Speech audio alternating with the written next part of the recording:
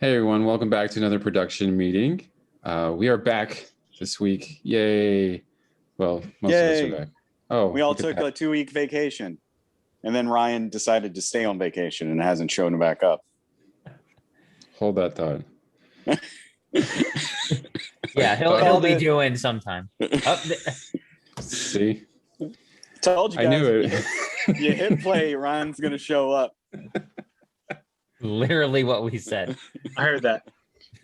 We just so you know, sir, we are recording, so Oh, shoot. Hey, everybody. we pushed record and then you said, I'm here. So I was summoned by the recording device. there we go. So all of us are here now. Yay! Yay. Yay. Yay! What did you guys do this last 2 weeks? I worked a lot and then I watched some things while I was working. And what did I do? I didn't play. Go ahead. You've got one of those jobs now where you just watch movies while you actually work. God, I wish. God, isn't that the dream? Go in and watch this movie. Here's $10. Okay. No. On the days, parts of the days where I wasn't working, I watched Voyagers. Nobody. Which is actually how many people also watch Voyagers. Voyagers is not to go into a deep review of that, but Let's go into it, Alex. Let's just go into it. I don't I'm think ready for it. It's not terrible, but it's definitely not good. It's definitely not good. AKA terrible. I would say, can you get this exact same plot in a definitely better sci-fi movie? Oh, 100%. Yes. But I don't know why I don't hate this movie. Will I go back to see it? No. Will I own it? No. But I certainly didn't hate it. I liked I always forget his name. The dude from Ready Player One. Hi. Sheridan. Yeah. He was good, but I say that he was good in emotionless role where that was basically the thing because he doesn't really emote a lot. But it's a fine movie. Not a fine movie. It's an okay movie. I can get through it and not hate myself. Isn't Mr. Farrell in that movie? Some of it. Not to be a spoiler alert guy, but not very long. Yeah, his screen presence is lacking, I think. They bank on him carrying that movie, and then they pretty much reduce his importance to a questionable amount and make it a bunch of dislikable kids doing just Lord of the Flies in space. Oh, bingo. So Artemis Fowl. It's not that bad. Yeah, it's not that bad. But anyway. Now that you've said that, this movie's Citizen Kane. Colin Farrell's just floating in space somewhere. Rosebud. Yeah, I will. I'm just gonna jump in on this totally not review segment. I thought Voyagers was pretty bad. Alex, you and I, if we really dug into it, we'd probably have a lot of the same thoughts. My biggest thing is I just could not stand the movie. Could not decide what story it wanted to be its main story. And I think by the end of it, it's we're just gonna go with this. You know what? I think that's pretty fair. It's just so much less interesting than the two previous stories that the movie set up, where it was here's some moral conflict in space, and then it was oh no, we're gonna go with a drama. To that effect, I did think the trailer for it. I remember watching Nobody the night before, and that was playing, and I was okay, this seems like it's gonna be like that. When I went in, no, not really anything like that. They hint around that. It's we're gonna kind of go there. No. Yeah. So I did those two movies, and then I watched homework, and I didn't play any video games. Everybody was taking up my time this week, so that's what I did this week. Cool. Dang, man. That's still a lot. And you also moved. You in that brand new apartment, Dirk. I know. This blank wall behind me is my new wall. Hello, wall. I I worked the theater, but I didn't go see any movies at the theater, so I can't join in on the Voyagers conversation. Aw. I know. You're I'm missing it. It sounds like I'm missing a lot. Yeah. Nothing. Oh yeah. And I can't talk about Nobody either because I haven't watched that, and that looks like it might just be fun to watch, possibly. It is. I would say, not to jump in, but like I would say it's dumb action fun. Okay. So There a you rock go. movie. Yeah, kind of, pretty much. So basically all I did was caught up on the Invincible, which I still really like. And it's, it's got its gratuitous moments that we talked about on length before, but it's still entertaining, and I'm still very concerned and very interested in how it's gonna play out. What else? You've been watching the Mighty Ducks. If you're not watching the Mighty Ducks series, what are you doing with your life, man? It's the best show on Disney Plus right now. Just kidding. It's like the third best show on Disney Plus right now. Maybe the fourth. But if you like the Mighty Ducks, watch it. The kids are funny. It's good casting. Coach Gordon Bombay is a crazy psycho man, and I think he might be a sociopath. I'm not sure. We'll find out later. So watch that. What else? I watched this new reality show on Discovery Plus because I had to purchase this Discovery Plus subscription. So my wife can watch all the 90 Day Fiance extra programming, which I don't know if you guys know, there's legitimately like 15 hours of 90 Day Fiance programming a week, all new. So if you don't have to watch it, good for you. But since I'm paying for it, I just pulled it up, and there was a random show on there that they had just added, or a reality show called Pig Royalty.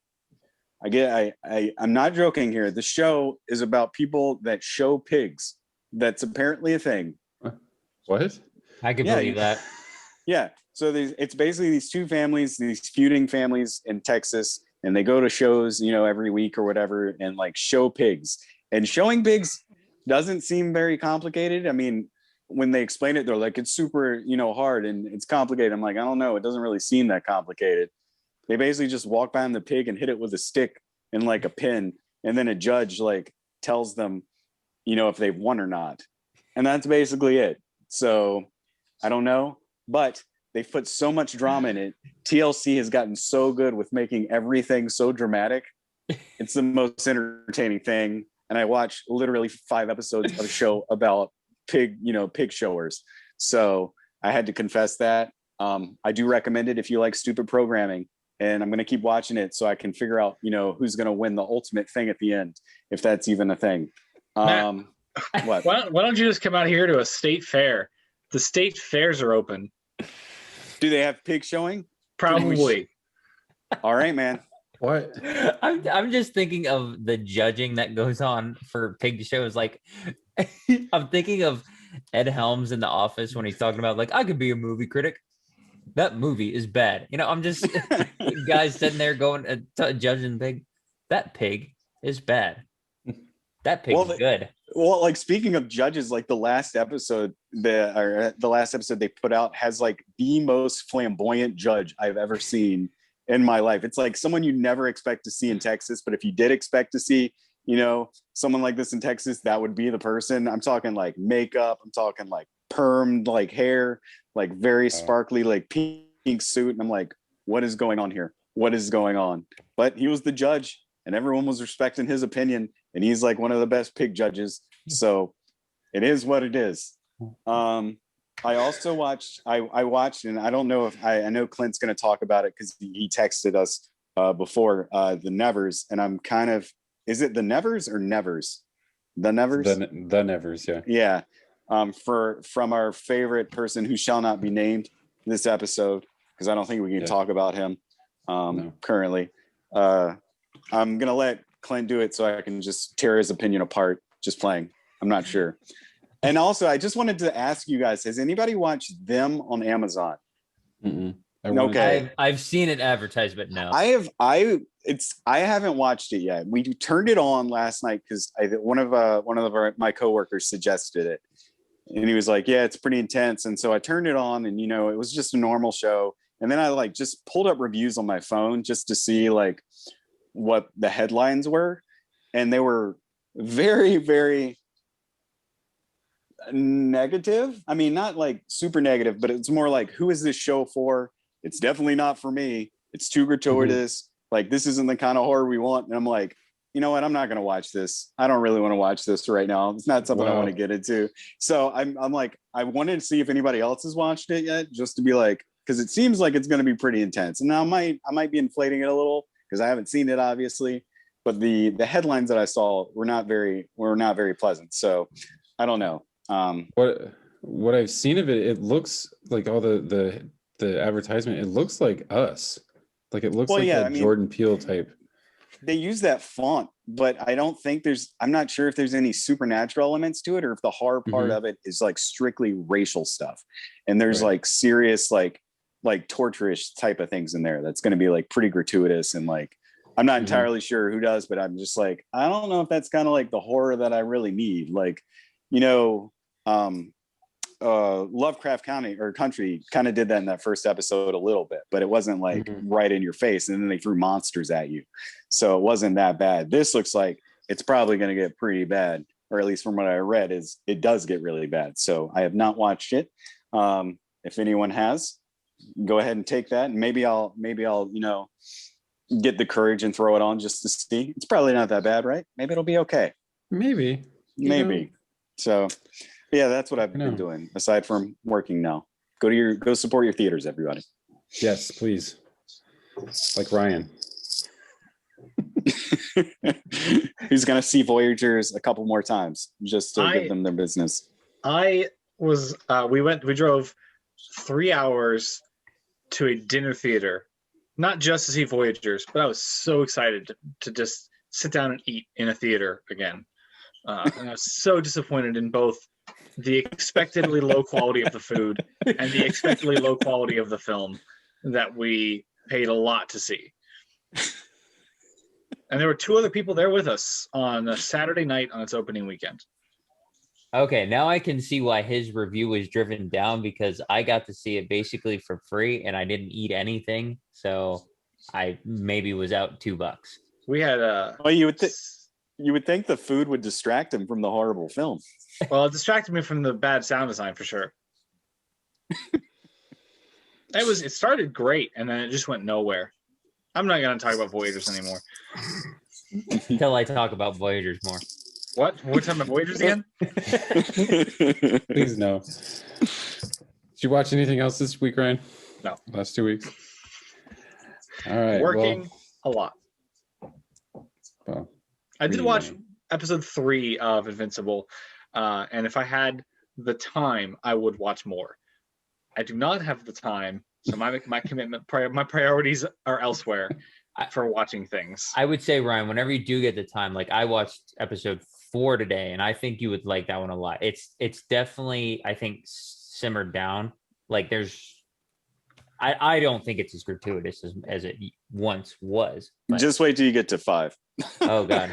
Yeah, okay, wait till you get to 5. You can at least like 4 for a second. I'm not too worried about. I mean, based on episodes 2 and 3, and it seems like that show can at least start to back up its shock factor a little bit, and I get it. But to put in perspective where my time priorities are, I watched the last episode of Falcon and Winter Soldier last night because I thought we were doing our video last night, and I was going to cram it in before we did that.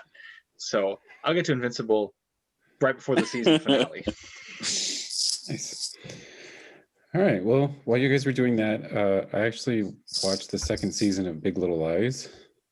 I don't know why. It was. I mean, if you guys want to watch something with really good acting, and then like these 2 seasons was done really well with the acting, at least. And then I watched The Mighty Ducks. Yeah. I love the show. I love this podcast kid. Like, he's awesome. He's like the best cast kid in the world, man. I'm like, is. where did you find this kid? He's like super charismatic. He's super funny. It's good. Like the whole cast, I think, is really well done. I applaud Disney for their casting of these children. Oh yeah, like I love the show, and like with Gordon Bombay suggesting some petty theft, yeah, why not? Like, I was like, are you serious with this? He's really suggesting to steal some stuff. All right, and then yeah, I did watch The Nevers. This is like I told you guys, this is the X-Men show I think that we deserved. I think it's on a network that's going to take some risks. I mean, just look who it's from. So. But I think this show is actually cast really well. I like the two leads, especially Anne Skelly. I think she's very charismatic. Plus, she's Irish, so there you go. If you don't look too much into like what this was inspired from, I think that's the only downside. I think that you'll probably enjoy the show, but if you're like a big comic book fan like me, you'll notice that some of the characters start to mirror a lot of the X-Men, especially with like the social problems that they face. Like they're called the Touched, and like they're being like ridiculed from the others that fear them, and all this other stuff. So, I mean, if you can look past that, and you kind of like.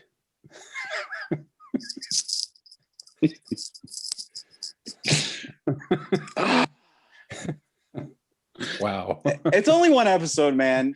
And I'm going to jump in right now. I will say this. It takes a lot of chances. This pilot episode, which is actually named Pilot, by the way, doesn't have any really dialogue or much sound in it really at all for the first 5 minutes of this entire thing. I'm like, wow, this is how we're starting this new show that I don't know anything about. It's just 5 minutes of silence or very, very light music and really not showing me anything. Just kind of like a little artsy program. I'm like, I don't know what's going to happen. But spoiler alert, you figure out what's happening at the end if you make it through the hour of it. Right. To me, you compare the show to the X-Men. I compare the show to Miss Peregrine's Home for Peculiar Children, the steampunk version. So that's what it seems like to me. I thought the two leads are okay. The redhead, which is the one that you mentioned, right? Anne Skelly. She was fairly charismatic and did really well, but she had a lot more to do. I was not very impressed with the other lady, but I think that might just be her character. It is the first episode. It's interesting. I will say this, but it seemed to drag a lot for me. Like, I'm like, what is going on? If you're going to show me a show like this for your first episode, you need to grab my attention. And this show definitely didn't try to grab my attention. It tried to play things really slow, especially towards the middle. And I'm like, what is going on here? I am interested. I'm going to watch, I'm going to watch another episode or two. That's the plan. We'll see how more steampunky it gets and what more crazy powers, or if that's even explained more, happens. And hopefully the main lady will get a little more character, as opposed to just moping around fighting and transporting in time briefly, which was a little annoying to me. But other than that, that's my 2 cents for right now. Yeah, and I agree with that. I think that like I said, if you can look past some of the inspirations that he took for like all these characters, and like the set design is done really well, and like the Victorian era is done really well. But yeah, I mean, it's worth at least checking out for like the first episode. All right, are you guys ready for some news? We have a little bit of it. Yeah. Cool. So first up, Phoebe Waller-Bridge and Mads Mikkelsen are joining the cast of Indy 5.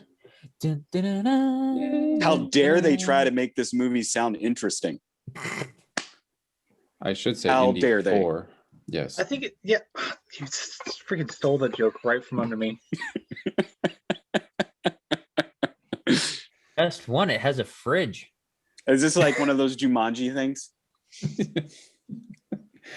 Yes. But we don't know what happened to Indy 4. I think it's lost in production somewhere. No, it's still a production somewhere. It's in the space between spaces. Yeah. So yeah, I'm going to refer to this as Indy 4/5. I'm actually kind of interested to see like Phoebe Waller-Bridge I think this is an interesting casting. She is obviously not going to be like his love interest, because that's just weird. He's like, I don't he's know. married. Yeah, is he? He's gonna. I didn't is know he that. gonna- Oh yeah, maybe that didn't happen. Is she gonna play a long lost daughter? I We're gonna hope forget- not. We're gonna forget. I don't know why I'm thinking something like Mud or something. It's in my head. I'm not sure where I'm getting this from. In the dreams. Yeah, in the dream. So maybe he's actually gonna have like an interesting kid this time, and not one who Hopefully. swings on vines with monkeys. Maybe. Because I know that kid fights robots or something along those lines. But Mads Mikkelsen, yay. Like I think he's obviously the villain. Because if not, this is gonna be poop anyway. So Why you gotta make him the villain, man? Just let him be. Just knock Harrison Ford out and let him be Indy. At least he'll have a good villain theme because John Williams is coming back. that's true. That is true. Any more thoughts on Indy 4/5? We should call it 4B or 4A, however you want to see it. Yeah, there you go. That's a good idea. We just call it Indiana Jones for the Snyder Cut. Yeah, right. No, well, to that point, have they said where it goes plot wise? Like, have they said it just goes right after the last one? Well, Indiana Jones's pilot license expired because he keeps crashing planes. Wait, that's Harrison Ford. No, I don't know if you guys just refrigerators. Harrison Ford comes to get his license renewed in Wichita. He was here last weekend, but I cannot catch him. Dang it. Even with my big net, I can't catch him. He goes to some like really healthy lunch place, but I don't want to like Ryan, go it's there up and to just sit there the whole day. it's up to you to get this movie to stop being made. You have to catch him. Harrison, Yeah, what are you right. doing? Yeah. Oh well. All right. Lucy Liu has been cast as a villain in Shazam 2. Cool. She's still working. That's awesome. Isn't I Helen like Lucy. Mirren also a villain in Shazam 2? Yeah. Yep. They're gonna be team up villain on Zachary. Is one gonna be an evil genie in an iPod, and one's gonna be an evil genie in like a MacBook? Oh, you said Shazam. I'm sorry. Yeah. Oh. That joke will never get old. Rapping Genie, man. Who could have Rapping thought it was Genie. wrong?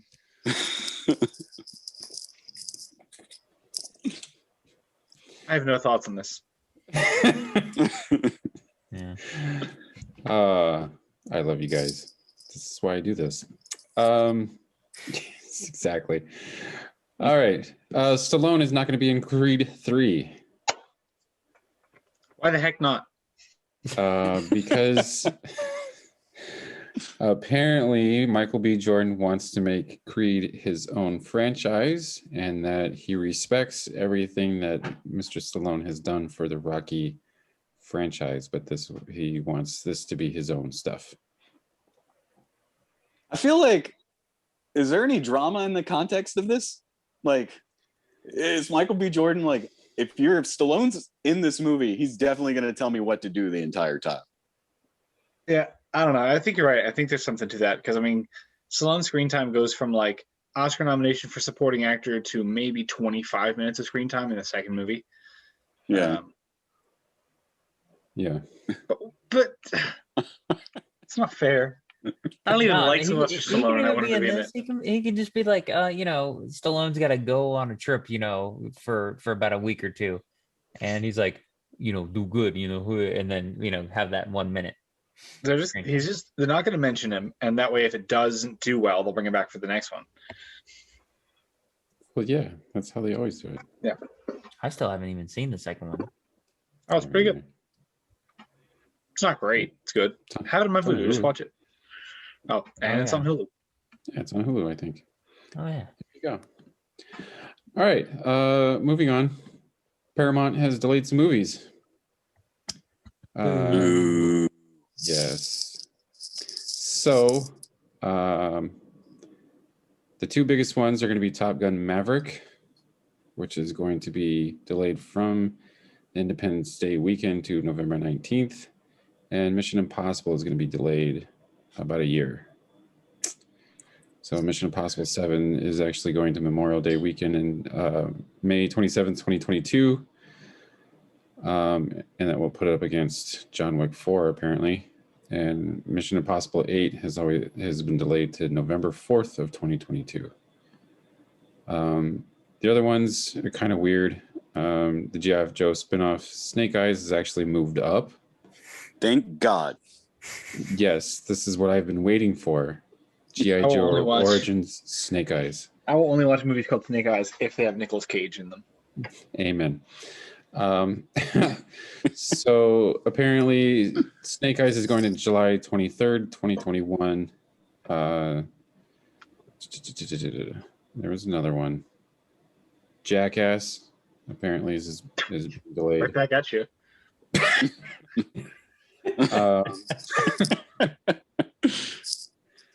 And the Dungeons and Dragons movie is shifting from May 27th, 2022 to March 3rd of 2023. I'm going to call this right now. I don't think this Dungeons and Dragons movie is ever going to come out. Well, I just don't think. They just have to roll 20. Yeah.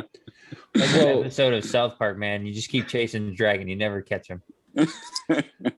First of all, I didn't even think that this movie was going to come out next year because this is like a big budget, Dragons movie. And it says it was supposed to come out on the 27th of 2022 of May. What? I didn't even think it'll come out when Master of the Universe comes out. Oh man, so never. Yeah. Can I say I'm taking this personally though, because I had my Paramount Plus deduction come off my credit card this month.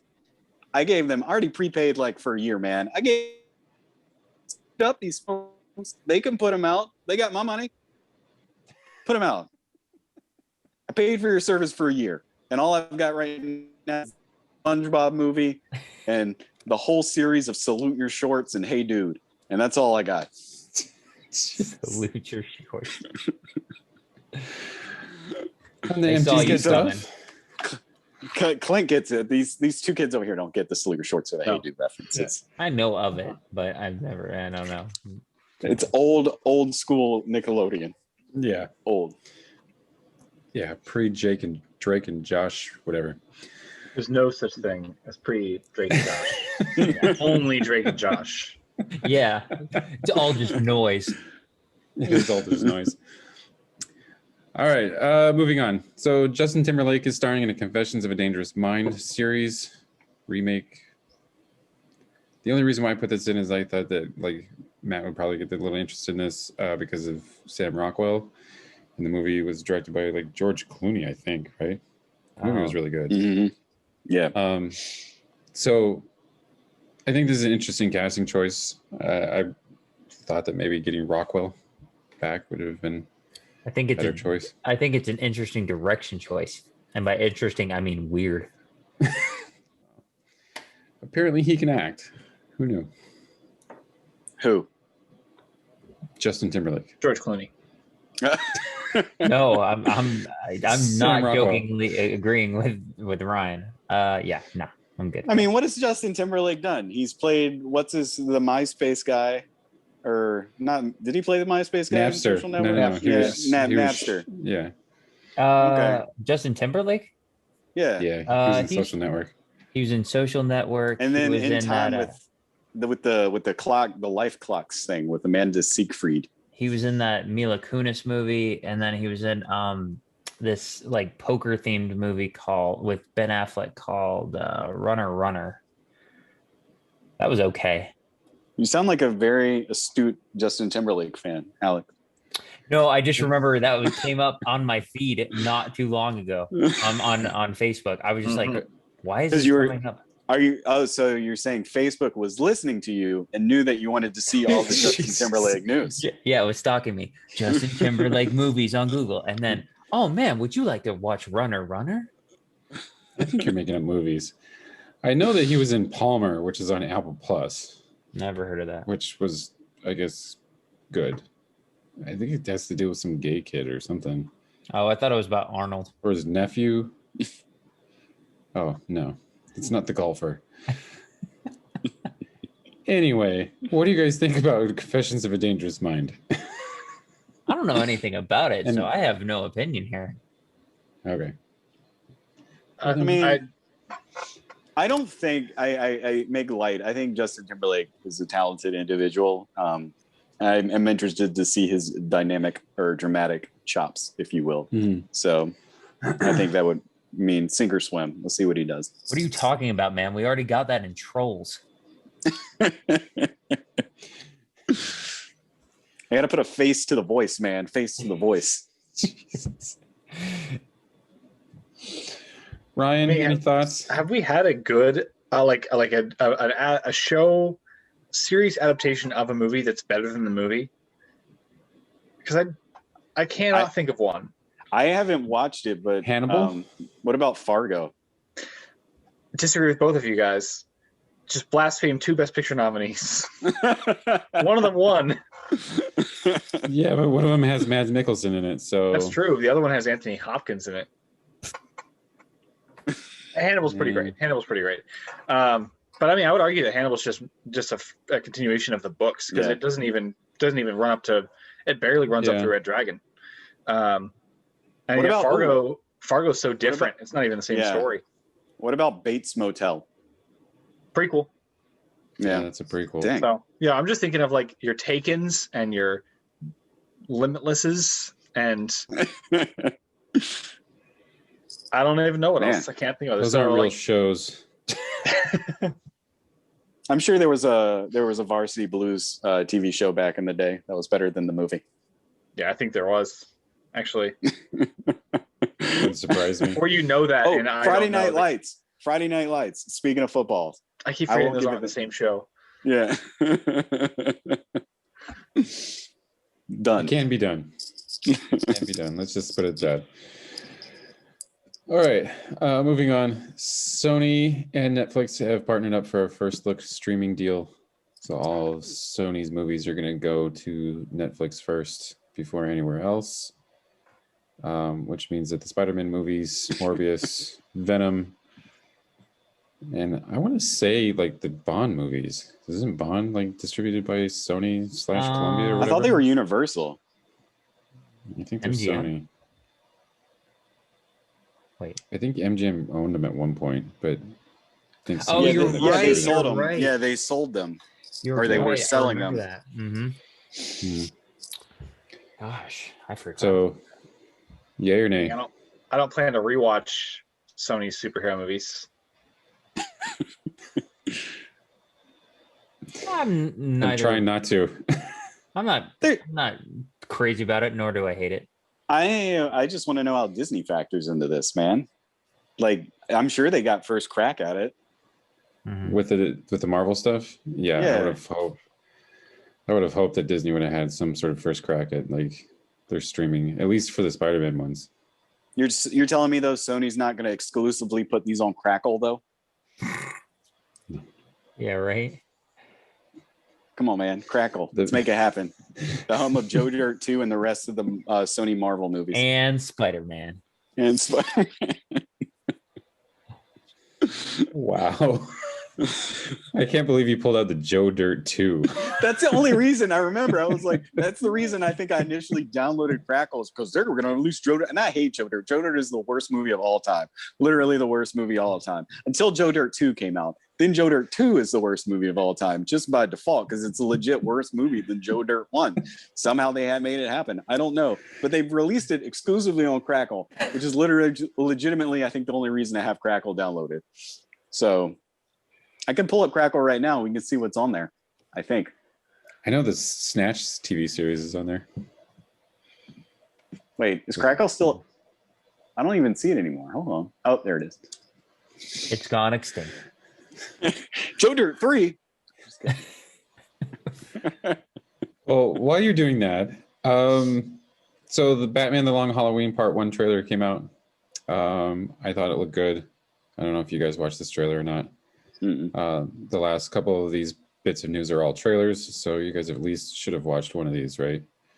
Like Jupiter's Legacy. Anybody watch the Jupiter's Legacy trailer? Nope. Wow. What about Loki? Did you guys watch the Loki trailer? There we go. I've There's seen one. a Loki trailer. I'm not sure if it's the Loki trailer that you're talking about. The one that was dropped on the 5th of this month. Maybe. Nope. You guys are killing me with this. Pretty fun stuff. I'm with you there. Pretty fun stuff. I'm not saying it's not fun. I just haven't watched it. Ryan's like, I don't have time to watch long things, but I can watch 2-minute trailers. I have time for those these days. Yeah, like I'm ready for work 3 minutes early. Time to watch the Loki trailer. Exactly. There you go. This one actually looks pretty good. Like I'm really kind of intrigued by this show now.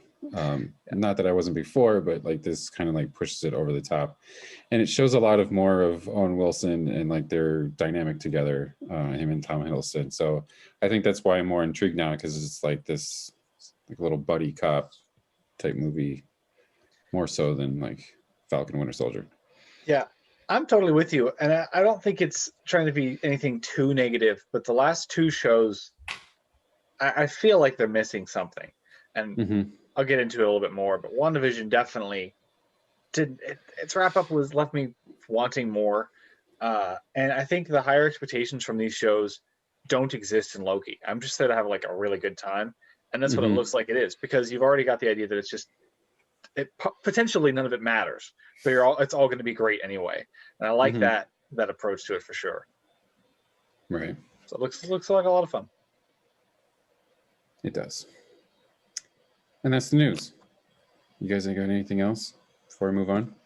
I will tell everyone right now, do not download Crackle. There's literally nothing of any importance on Crackle right now.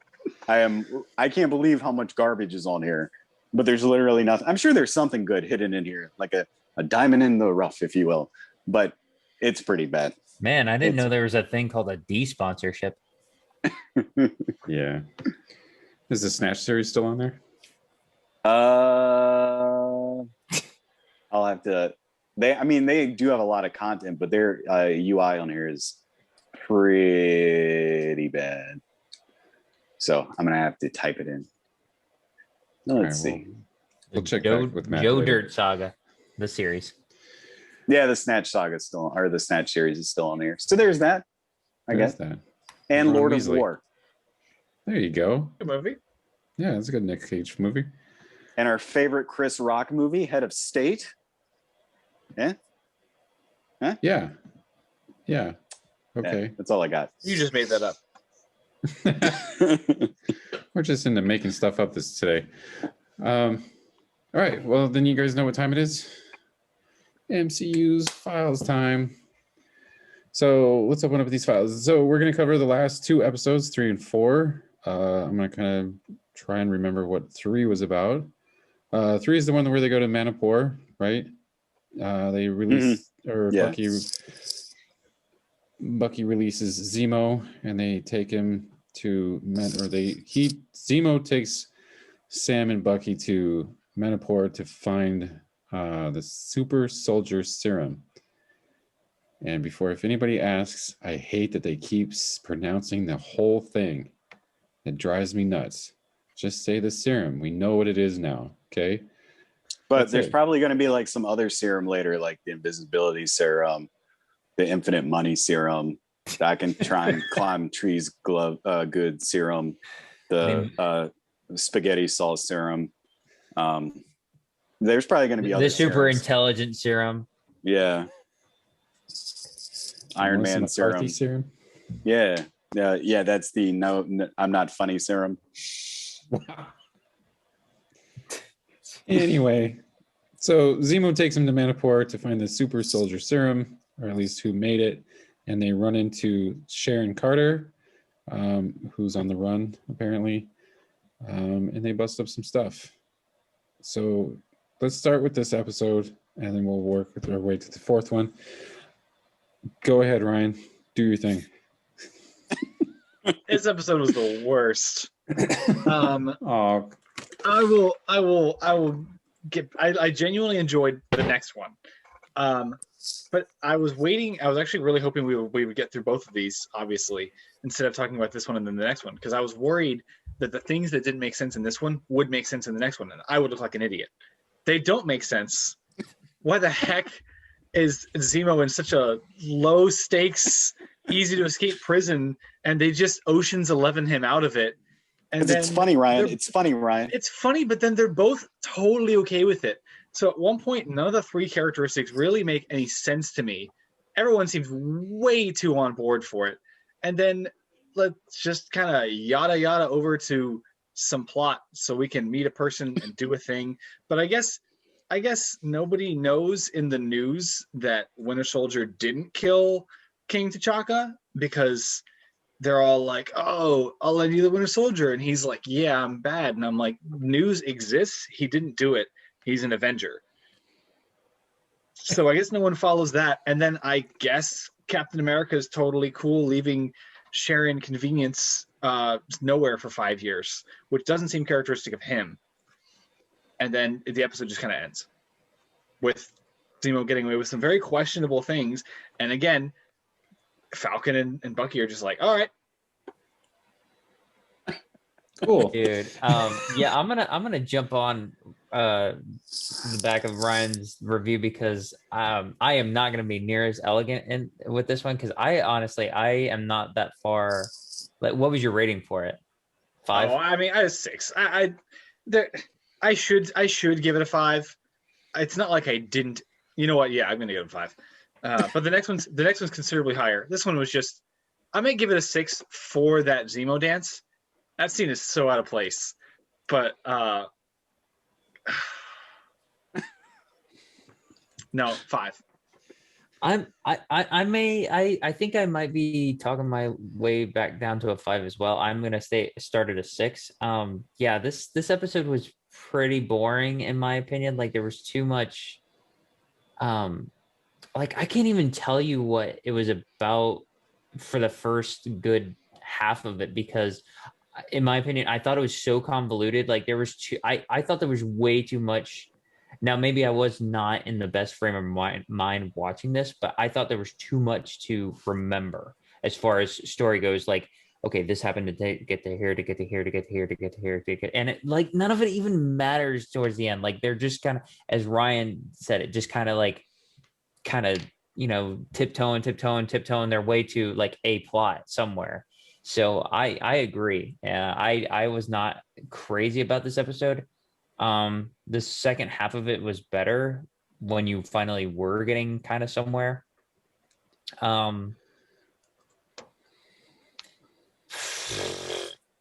Gosh, I'm like right in the middle. Alex, if you want, I'm gonna say 5. Go ahead. Do you want me to tell you on a 6? The most interesting thing about that show is easily Daniel Bruhl and his performance as Zemo. That was the one thing that really caught me off guard. It's like they do that like trailer shot. Well, I guess I don't know how much. This isn't that spoilery. Nothing really spoilery happens, I don't think. Exactly. But it's a scene where he kind of gets away from him, and then he's got the mask, and then he just kind of helps them. And I was like, okay, genuinely intrigued at the character choices there. Mm-hmm. So. I'm staying at 5. I feel like Ryan's my spirit animal for this, because I literally agree with everything he said. I feel like this episode was super lazy. I think they knew what they wanted to do, but I think it missed everything, and it was very convoluted, even though it didn't really need to be convoluted. The most interesting part was the last, quarter of the thing, but I mean, whatever. I wasn't a fan of this. I was bored the first half. I was like, why are they doing this the middle? And at the end, I'm like, oh, okay, this is what I'm doing. And we talked about it before, Clint. I felt like this is just setting up the next episode. This was just a place filler to get to the next episode. And it really wasn't that good. And they could have just taken it out or shortened it or combined it with the next episode, and it'd have been fine. Right. 5 out of 10. Not a fan. I'm not going to go back and watch it, not even for Zemo dancing. Just get that GIF. I have it on my phone. Just saved. I'm going to give this a 6.5. And I think my point and a half is probably all the X-Men kind of Easter eggs that are in this, because Manipur is actually a X-Men reference. It's actually a location that was created for the X-Men. The one of the bars, I can't remember off the top of my head. One of the bars is actually Wolverine's bar.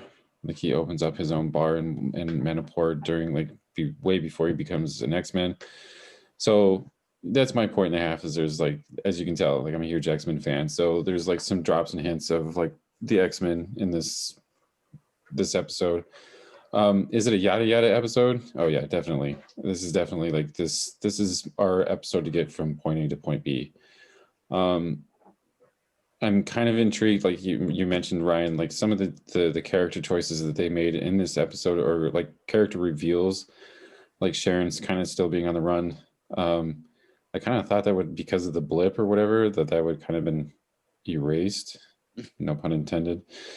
But yeah, like all of her stuff that happened in Civil War, you kind of think that like that would be like forgiven and forgotten because of all the stuff that's happened. So her character being in Manipur for the last 5 years is kind of interesting. I think she is working for the power broker, just by some of the hints and stuff that is given. Either that or she is the power broker, which would have been even more interesting. That's my theories. I think that she is actually the power broker, and I'll get to my reason why in the next episode, for our next episode. But yeah, 6.5 out of 10. Which leads us into episode 4, which is where Bucky actually meets the Dora Madre. I know I'm saying that wrong. And they want Zemo, and they are tracking one of the, oh God, what's her name? The Flag Smasher to the funeral of her Cool. adoptive mother. Yeah. Kara? Is it Kara? It's like Why don't we know this? I know. I don't know. We've watched Casey? this. Is it Casey? No, Open my phone and Joss Whedon's the first thing I see. we're not saying his name. I can't think of another excuse. Carly. Carly. There we go. That's what it Carly. is. I know. We watch this series like every week, and I can't remember her name. So we're tracking Carly to like her adopted mother's funeral, and the question of if John Walker should be taking the super soldier serum is raised. I know. I hate it. And so there's a fight. I think the fight with him and the Dora Madre kind of like sealed that deal. So what did you guys think this episode? I'll go first. I like this obviously way more than the other episode. I would say an 8 for this one at least, because this kind of had the moldings of a traditional, like, average MCU movie. Like, it had the action, it had the story structure, and it had the dramatic, like, oh man kind of moments. There were at least 2 of them in there. Man. Yeah, exactly. So like, this was way more gripping and less cumbersome, obviously, to get through than the last episode. Like, I want to say my thoughts on the final part, but obviously that'll be spoilers, so I'll save that for spoilers. Yeah, 8 out of 10. Easily, maybe my favorite episode so far. I'm gonna say it's my favorite episode so far. Okay. Yeah, Okay. I completely agree with that. I gave it a solid 8. That's my favorite of the season so far for sure, or probably series. I got from this episode what I've wanted the whole series so far.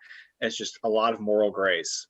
I think they've been playing it for comedy. Like the episode 3, the whole Zemo situation feels like it's played for laughs, and I'm like, I don't think it's funny. And this one is like, yeah, it's probably not. Everyone's got ulterior motives. You've got different levels. You're dealing with the fact that Carly's trying to accomplish something, but she's on this path to killing people, and Zemo's got this trying to get all this leverage so that he doesn't end up on the losing end of this situation that I don't even think he wants to be a part of. And that whole, I mean, just a series of confrontations that just gets better and better and more compelling and more compelling. Love Sam's involvement in this one for the first time in the series, I think. And another reminder that Sebastian Stan is fantastic. His performance in like the flashback opening, so great. Yeah, and I mean, there's not much I didn't like. There's a couple little moments. Zemo saying touche when Sam says Captain America was perfect seems a little out of character, but Joe loves Captain America, so I get it. And there's a couple little things that don't always matter. But I really love not love in a love way. John Walker's a really complex character. Yeah. Bingo. And truly an interesting one, I think. Which I'll get back to.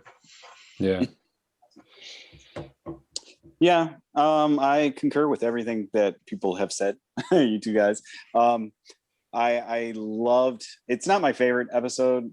Obviously I loved the second episode just because the whole lethal weaponness of it. I like that humor in that. I don't think it worked well in the third episode, but I think I feel like they're just setting something up with that humor in that third episode with the whole Zemo thing. So it hits harder later. And I feel like that's what they're doing right now. I like how gray, like Ryan said, everything's getting right now. Like there's no black and white. There's a lot of the way you handle things, the way Captain America has to handle things, and who gets to take the super soldier serum, and if they should take the super soldier serum, and who should take the super soldier serum. Clint. So I'm very interested, and I really like this episode. And this, after the third episode, this got me back on track, and I'm very excited to see what the next 2 episodes, what's going to happen. 2. So, yes, 8 out of 10. Yeah, I give this an 8 out of 10. Like you guys said, I think there's a lot of situations, especially with Sam in this episode, that I think he's starting to see that he was the better choice for Captain America, and not some hired gun that John Walker seems to be. So let's go in spoilers, because my review is going to be spoilerish. So I think by John Walker getting his ass kicked by a girl probably kind of like sent him over the edge, and you kind of see that as like he's being fought with the Dora Madre, and you can see his head turning as like when he has that discussion with Battlestar and the bar before to take the serum. Yeah, too short, too soon. So I think that Sebastian Stan's performance in this episode with the flashback, and even with his kind of like his interactions with Zemo and Sam are done really well. But yeah, I think I would say I'm agreeing with Matt that this is probably my second favorite episode of the series.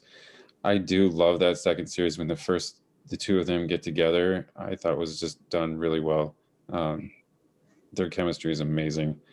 And I'm kind of excited for this next episode. I think we're going to get the showdown of the two of them versus John Walker. So crossing fingers. I don't think we mentioned it either. I mean, Ryan kind of did, but we didn't say Wyatt Russell's name. I think he's playing the character. I'm blanking on his name again. What's John Walker? John Walker, yeah. He's playing him very well and very, not on the nose. So I take back I'm not going to take back making fun of him in that first shot that you see, because it's a really bad shot and he looks like Carl from Up. But yeah. He's made up for it. And I'm very interested to see where this character goes, and hopefully he makes it out of this series. I'm sure he will. Maybe. Oh, the one thing I did want to say, Ryan, to kind of like I think that Zemo does want to be a part of this, because I think that's his whole motivation is to get rid of the super soldiers. I mean, that was the whole point of Civil War. I mean, that's why he smashes, all those vials or whatever. So his unreluctance to to be there, I think, is because he's kind of aligned with whatever it is that Sam and Bucky are doing. And once that changes, yeah, I think that he's gonna like dip out, as he does actually. Yeah, no, and I can totally see that. And I think it's one of the things that was so interesting is to me is that sequence where he goes smashing the vials. I mean, you know it because it's his character, but it still caught me off guard. I was like, oh, there's no big twist where he's actually looking to get them or something like that. It ended up being a really, really great, well shot moment. Mhm. But I also love the build up to him getting there, where he's like, let me bribe some kids with some candy to get this information, to slowly give them this information so that I can get to my goal while not losing any leverage. So yeah, I agree with that. Mm-hmm. You guys have any other thoughts on the? I mean, I think collectively we can all, I think for the most part, agree that John Walker is like the most interesting thing about this series / episode. His complexity is really showing. Matt nailed it. The acting chops on Mr. Russell is fairly good. He's not playing the character flat at all. He's giving it some range. And towards the end of that episode when what was his name? LeVar?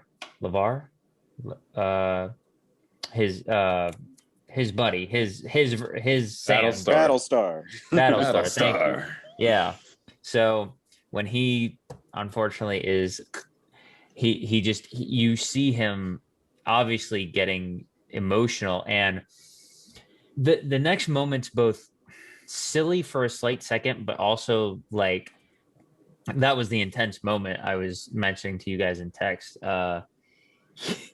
When he jumps out the window, lands on the car to try and pursue all the flag smashers, and he finds the one, and he's like, where is she? And I couldn't help think, but Batman. So it was like that was a little silly to me. So, Martha.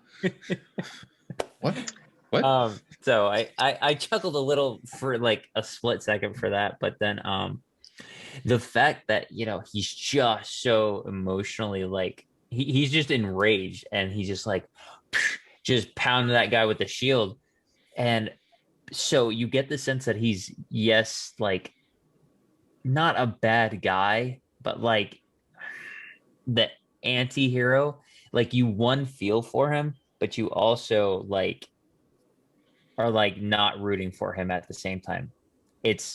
That's what's good about it. Like you're not sitting on one side of the fence. You're just like, and this could go anywhere. But he's easily the best thing that we didn't know we were gonna get out of this. So yeah, and I agree with you, Alex. Where I think that his character is a kind of a weird funhouse mirror to Steve Rogers, because I think with Captain America, like Steve, he was chosen to do this. Like he was chosen by the creator of the serum and stuff for his selflessness and things like that, and everything that should be encased in like America or whatever. Where I think like John Walker is kind of forced into doing this. Like he's won these medals and stuff like that, and he's the perfect soldier and everything. And so like he's, like I've said before on this podcast, where it's like I think he's been forced into this from a soldier's perspective already, where like Steve was just kind of like chosen because he was selfless already. So it is kind of a weird relationship, like mirrored the two characters. And yeah, I think that Wyatt Russell's doing an amazing job with it. I don't know why he's getting death threats. I think that's ridiculous. Oh, that's so dumb. That's just people like not having a life. Wait, what? I did not hear any of that. Death threats? Yeah. Apparently. Go ahead, Clint. Sorry. Apparently, a few weeks ago, when this series first started off, people were upset that he was taking over as Captain America, and they were making fun of him and sending him death threats or something like that about "You're not my Captain America" or some stupid crap like that. And I'm like, we got to take it down a notch. It's just, sounds like he's doing his job perfectly then. Apparently. Apparently. You can look at it that way. You can definitely look at it that way. All right. Any other thoughts on Falcon and Winter Soldier? All right. Well, these files are closed. So we did review something this week. We watched something. Yes. So Promising Young Woman is what we watched, starring Carey Mulligan and directed by Emerald Fennell. And it is about. I'm not really going to say what this movie is about because I don't. It's not. It's just like if you start to talk about like the synopsis of this movie, I think it takes away from the movie. Oh yeah, 100%. So go watch it. Yeah, literally, just go watch it. It's a very good movie. In my opinion, I gave it like a 9.5. I like that's our review. It's a good movie, guys. Go watch it. We don't want to tell you anything because it might spoil it. Yeah, right. Yeah, no, I think it's just more of a warning for Clint, just being like, it's just one of those movies. The less you know about it, the better. So, like, hey, fair warning to everybody watching this. Definitely, we're saying it's good, but spoiler alert, most films are better that way, not knowing anything about them before you go see them. Exactly. And there's like one trailer for this movie and it's vague. And so when that happens and you don't get like a second trailer with the whole story, just look at how many Oscar nominations the movie has and let that be the selling point. And if you don't care about that, you probably won't care about the movie that much. Well, I think it's an important story though. And I agree. I think that the story itself is very important. But like I said, if you start to go into the synopsis, like the real synopsis of this movie, I think it takes away from like its shock value. Sort of, you know what I mean? It's not a shocking movie, but I think it takes away from maybe the dramatic impact that it has, and the natural evolution that the story takes. So I will say that Miss Carey Mulligan is amazing in this film. I think that both her and Emerald Fennell, the director, did a great job with this film. And like I said, I think that the story is an important one. But I do agree with Matt when he gave his like mini review a couple weeks ago. Sadly, I just don't think this is winning major Oscars, and I think that's sad. Because I think, like I said, both of these women did a great job. Yes, sir. I actually think Carey Mulligan's primed to steal an Oscar from Andrew. Well, yeah, we were talking about that before you came on because I was like, she's by far the best performance out of those nominations. Yeah. Mm-hmm. See, the a lot of the recent buzz that this movie has garnished, that other movies, even Nomadland, has really, word of mouth, I think, has gone down for it a lot since building up to the Oscars. And I mean, Carey Mulligan was like, "Oh, I'm just going to conveniently host Saturday Night Live 2 weeks before the Oscars." Daniel Kaluuya was doing it the week before. He won a Golden Globe. He's going to win an Oscar. I think that's kind of a little bit of a prime. And this will be the first time that someone's won a Golden Globe and not won the Oscar for a competitive 5 nomination category. Because I think it was Casey Affleck beat Denzel Washington at the Oscars. Everybody was surprised, except for the people who were looking at word of mouth building up to the Oscars. So I think she, So I think she could pull it out pretty well. I hope so. Like I think that she did a really good job in this. And I would just like to point out probably like the sleeper agent in this is Jennifer Coolidge. Like she was just like so weird. Oh, Stifler's mom. Yeah, Stifler's mom. It kills me every time. But yeah, like her character was just weird, and like Alex said, I'm not going to take words out of Alex, but Bo Burnham was just. I think everyone was just great. I completely agree. I mean, this is as close for me as I'm never going to give a film 10 out of 10 probably ever, because then there's nowhere else to go. But this is definitely, as close to a 9 as you can get for me. I think everything in this film, and I think it starts from the casting of this film, is perfect. The way they casted this, and Carey Mulligan, I mean, obviously she carries this film. It's her vehicle. But casting Bo Burnham and casting Adam Brody and Christopher Mintz-Plasse, Mr. McLovin, as these people who are generally okay, likable dudes. But, you know, having them, you know, get in these situations where negative things happen, it kind of hits a lot harder, I think. Yeah. And I just think that that's really well. And then the way that, what's the Emerald, what's her name again? Emerald, the writer? Emerald Fennell. Fennell. The way Yeah. she incorporates kind of this, how you said it's not shocking. I kind of disagree. I think there's a lot of shock in this movie. It's just not like gratuitous, like, oh my God, shock. It's just like, wow, that's messed up, shocking. In like a mental way. So I think that that's handled super well too. And then of course, you know, the reason I don't think it's going to win a Best Picture, and I really hope Carey Mulligan wins the actress, because like I said, I don't think anyone's beat her this year, personally, in my opinion, is I just think that third act, the way it hits, is just not something that I think would carry a film to a Best Picture.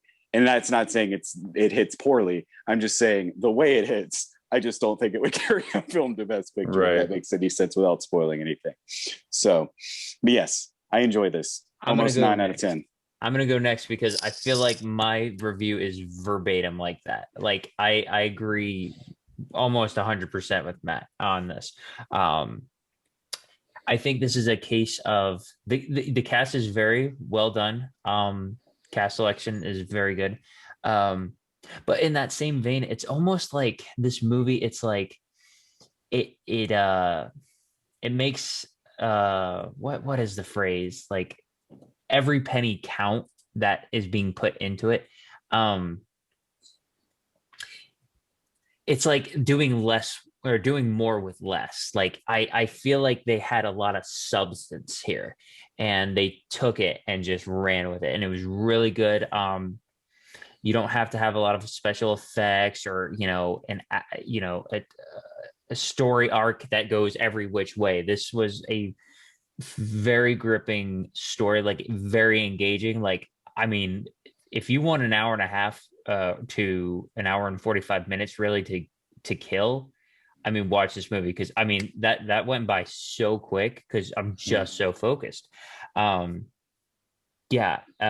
Fennell, absolutely, great writing, great direction, lot of well shot scenes.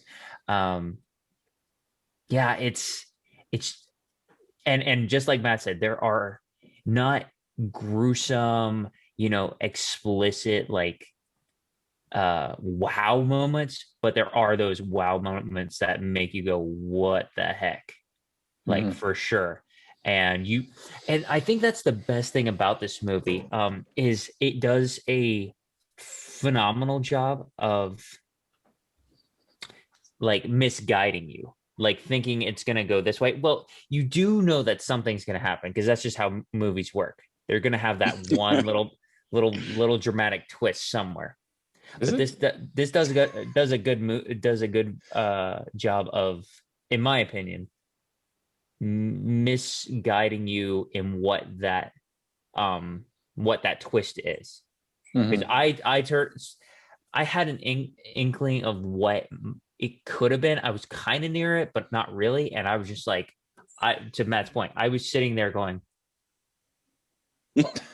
Alex, I think you're completely right, and that's just because they trick you about their act structure.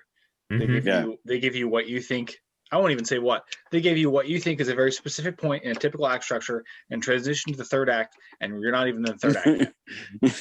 But so, and that's the thing. That's where I also agree with Matt. Like, it's the third act is not bad in any sense, but it just doesn't hit, I think, the way they intended to necessarily. Again, it's not bad, and I think it's more or less a fitting end to what's going down. But would I have hoped for maybe a little bit more of an effective ending? Sure, but it's in no way bad. Easily an 8 out of 10 for me. This is one of the better movies from last year that I would have seen had I seen it last year. But yeah, it's definitely worthy of a lot of Oscar categories. Absolutely. Best actress. Oh yeah, absolutely. What's her name again? Carey Mulligan, yeah. Oh yeah. That just proves my point. Like, she's not doing like too much, but she's almost like her transitioning acting is so good. Like, she can just be kind of, dead behind the eyes kind of deal, like, man, I don't give a care. And then she's just like, she's menacing, like when she's in these interactions with these certain people that I'll get into later. But phenomenal. If she doesn't win that, at least I'm a protest. Come on, Ryan, go with me. I will. Unless, wait, is Viola Davis lead? No, she's supporting. Then I will protest with you. I was gonna say that'd be the one exception. I think she's actually. Let me double check. I'm pretty sure, because I made that statement under the assumption she was supporting. But now that you say that, I'm doubting myself. Never doubt yourself, man. I know, all the time. So glad I own this. I own this movie now. Did you want to go through a review as well? I kind of gave I think I gave a review like a month and a half ago, or 3. Oh gosh, it's April. Oh no, sorry. It's Viola Davis. I can't be that upset because I guess Viola Davis is lead actress, not supporting. If Viola Davis wins, I'll be okay. Yeah. Still want Carey Mulligan to win, but that's a good second place. For sure. There you go. Touche. Yeah, no, I mean, I think it's. I think I initially gave it an 8 when I saw it, and there were a couple little things in there. Like, I mean, it's an odd movie to think of conveniences leading to your resolution. Yeah. There's a couple conveniences in the middle of the movie that kind of they need to happen, but they are convenient for sure. But it's grown on me a lot since I've seen it for sure. I've definitely bumped it up to a 9. It's become. I haven't thought of the two like back to back. It's definitely up there with Chicago 7 for one of my 2 favorite movies of the year last year, outside of whatever my number 1 was, Invisible Man. But of the Oscar films, it's definitely I think it's definitely the film I'm going to say is most. I'm going to say it's most deserving. Not that it should win, if that makes any sense at all. Yeah. Like, I don't think it's an Oscar winner. I don't think it's a Best Picture winner. Not Oscar. It definitely deserves Oscars. I don't think it's a Best Picture winner. But I think it's probably the best of the Best Picture winners. I think I agree on that. Like, it should be like one of the best runners up. Yeah. Promising Young Woman, Chicago 7, everything else, Spacebar, Nomadland. I definitely think out of all the nominees for the Oscar for Best Picture, I think it has the most rewatchability value to it than any of the other ones. Like maybe Chicago 7, maybe, but yeah, no one's gonna sit back and be like, let's throw on Nomadland again. Let's check that out again. What do you want to do? Come over and watch Nomadland? Yeah, man, it's every Saturday we watch Nomadland all over again. No one does that. Yeah. It's kind of ironic that you'd say that too, because as much as that last act is not very, and I'm going to say this, and it's going to sound negative, and I don't mean it in a negative way. It's not heavy hitting, super Oscar-y bait film finale. Yeah. It makes it really rewatchable. I think that act really concludes that movie in a way where it doesn't fall in with the category of I want to go just hurt myself after this movie's done. Yeah. And I think that's what I was trying to say is I think it's it is the right ending for the movie, but I think you use the term Oscar bait, and I think that's perfect. I just don't think that people would buy into that to give that Best Picture because of that. So let's go spoilers real quick, because I want to spoil this ending. So let's spoilers. Please go watch this film. Come back to it. Go watch this film. Come back and listen to this. But I don't know. I think this is the perfect ending for this. I think this is exactly what the ending should have been. Because like you, I think once she learns that like her boyfriend has like Alex and I were talking about this. I think that once she learns that her boyfriend had like something to do with her friend's unfortunate incident, um, I think that like all life kind of just like left. And I think this is exactly where like the movie should have ended. Because she was gonna get them one way or another. And if it was gonna be her dead body, then it was gonna be her dead body. Um, Now, was I secretly thinking that maybe she was gonna wake up and she was just passed out? Yeah, definitely. Did I think that she was like waiting in the woods during the wedding? Yeah, of course I did. But um, the only reason why I thought that too is because like they kept focusing on her nail polish. Did you notice that? Like every so often they would note like you would see her nail polish and then they kind of like focused in on her hand while they were like burning the body or whatever. So I was like, maybe she like painted somebody's nails and like was in the woods and like replaced her body and she's gone somewhere or something along those lines. I was like, nope, she's actually dead. Cool. No, But yeah. I think that was more like, no, that's really her. No, that's really her. Nope, that's definitely those nails you saw earlier. Yeah. She's gone. Yeah. Um, so yeah, I think this, like I said, I think this is the perfect ending. I think this is exactly where this movie should have ended. Yeah, no, I totally agree with you. And I think what we're talking about now that we can say it is pretty much, you find your typical like a lot of the best picture winner materials will be like she dies and they get married, Yeah, and it's over, and you get to think about it and be all sad and probably never watch it again. Probably. I think my issue with the ending is almost obviously she gets the police there, they arrest the groom who I guess was the ringleader in this whole ordeal. But correct me if I'm wrong, and maybe I'm not remembering it right, but I don't remember anybody else really getting busted except him, or were there multiple people? I mean, I'm assuming they have the videos, so Okay. they probably come after everybody in that video. Because I was like, because Mo ain't getting arrested. He's just kind of having to watch. And see, that was the thing that I think had lack of punch. Like she's texting him like with the time text, and it's like, hey, have a good time at the wedding, blah blah blah. Love Casey and what was her friend's Cassie and name? Nina. Yes. But nothing happens to him, and it's so it almost that's where the lack of punch I think kind of comes in, at least for me. It's just like nothing really happens to him, so the fact that she's texting him like with this like sinister like, hey, gotcha, well, okay, nothing really happens, but at the same time there is that video, so maybe I don't know. I feel like personally I didn't need to see anything because I think the whole time, especially once he knows the situation he's in, he's treading that fine line of whether or not he's basically screwed or not. Mm-hmm. And once that video and that message comes out, it's like, the dam breaks and everybody who was involved is now screwed regardless. So I don't think I needed to see it on screen personally. I just, for sure.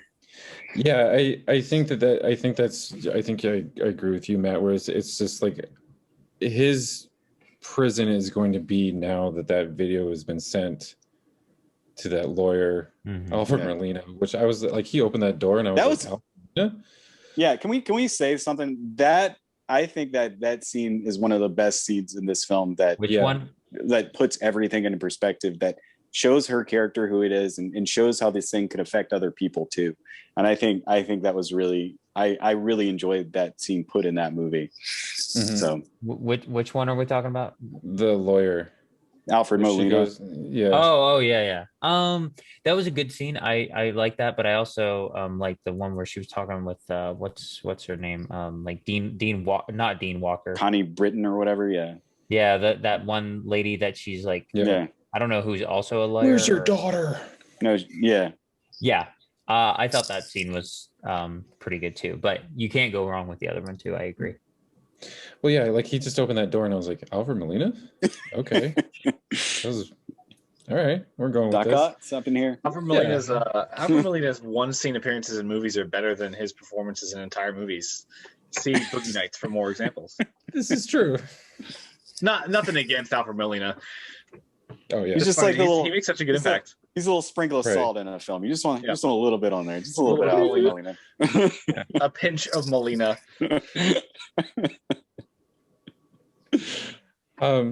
But since like he got the video and he got that stuff, and because I think he understands the impact of like what has happened, Bo Burnham's character, that's his prison. That's what's going to happen.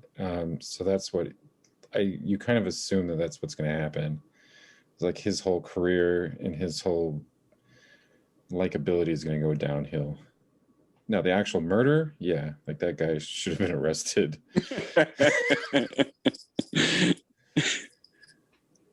To be fair, it was self-defense on his part at that moment. I'm not saying he didn't deserve it, but he did kill her because she was trying to kill him or hurt him. Oh yeah, he was trying to write Nina. on his chest or Excessive something. force. Yeah, I'm just saying, devil's advocate over here. If he'd have just come out and been like, yeah, this crazy woman did this to me, so I had to do this, I think he'd probably been it'd been a messy situation, but it'd been a better situation. Matt, if there were ever a movie not to play devil's advocate, this is it. Just saying. Just saying. But yeah, like he removed that pillow from her face and it was like all covered in makeup, and I was like, oh damn, like he like really got her. But, oh well. Yes, go watch the movie. You guys have any other thoughts on Promising Young Woman? No? All right. Well, yes, please go watch this. So next week, guys, I have suggested a horror movie called The Wolf of Snow Hollow. I don't know if you've seen this, Ryan. I have not seen it, but I've seen it on Redbox. I'm down. Cool. I've wanted to do a horror movie for like the past couple of months, and it just hasn't happened. So let's do that. I'll go buy it on Redbox. There you go. It's like $2 more to buy it, so. Kudos. Oh, and the best part about this is the movie is only an hour and 25 minutes long. Well, there you go. No 2.5 hour of drug addicted Tom Holland, as if I even sat through it, which I didn't. Or 2.5 hour of drug addicted Billie Holiday. Oh, So much. another one I drugs. didn't say. I just skipped the drug addict movies. That's all. All right, guys, tune in next week when we watch Drug Addicts. Clint, I am so happy to hear you say that as our movie, because you had texted us and I was like, well, we can watch that stupid Melissa McCarthy movie. I really did not want to sit through that. So Yeah. I'll give you a slight spoiler, Ryan. It's horrible. It's absolutely horrible. So if you hate yourself, feel free to enjoy. sounds about right. Yeah, I'll definitely check it out.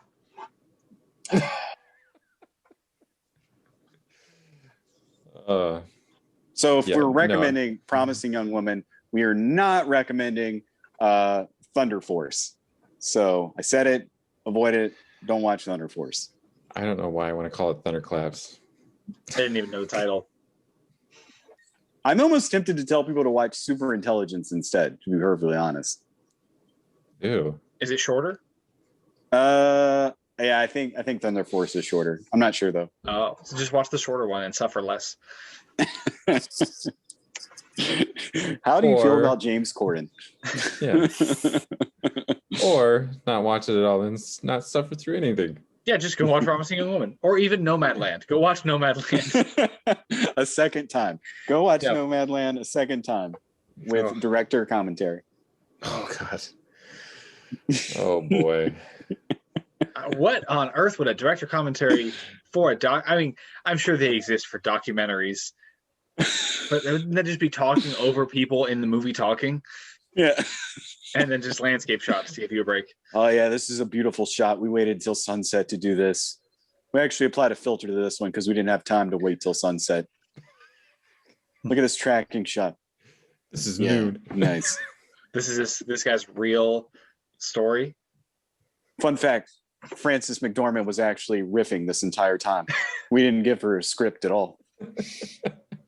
We just did the entire commentary track for Nomadland.